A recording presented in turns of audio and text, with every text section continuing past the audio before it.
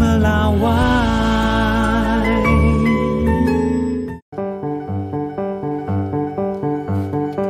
Memasuki masa tenang kampanye, sejumlah alat peraga kampanye mulai dibersihkan sejak kemarin.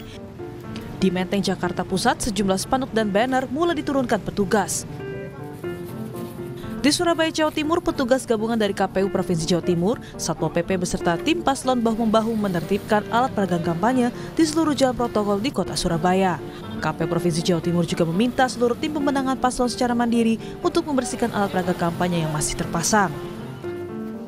Selain pembersihan alat peraga kampanye yang tentunya harus dipastikan lancar ialah distribusi logistik pilkada, khususnya di beberapa TPS yang rawan banjir.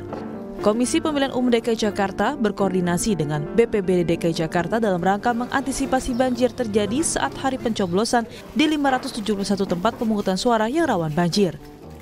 Kepala Divisi Teknis Penyelenggaraan Pemilu KPU DKI Jakarta, Dodi Wijaya, mengatakan pihaknya menyiapkan sejumlah skema mulai dari relokasi TPS, penyediaan pompa air mobile di tiap kecamatan rawan banjir, hingga modifikasi cuaca. Kami sudah melakukan pemetaan ya, ada sekitar 517 TPS yang berpotensi rawan banjir. Ada beberapa skema. Pertama tentu kami mendorong untuk relokasi ke dalam hal TPS tersebut memang benar-benar rawan banjir.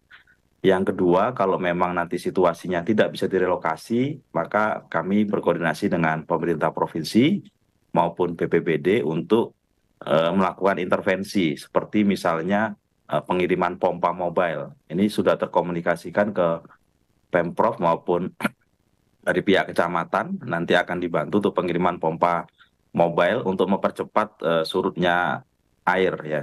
Kemudian kita juga siagakan perahu karet berkoordinasi dengan BPBD kalau nanti perlu evakuasi kepada baik pemilih maupun petugas KPPS.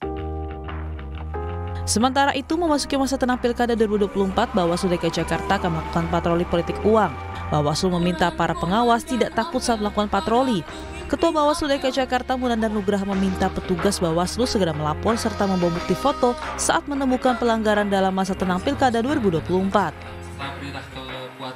Siaga pengawasan masa tenang terkait dengan praktek politik uang, kita berharap dengan apel ini bukan cuma sebatas seremonial dan simbolis, tapi menjadi bagian dari konsolidasi kami kepada seluruh jajaran, bahkan sampai tingkat pengawas TPS.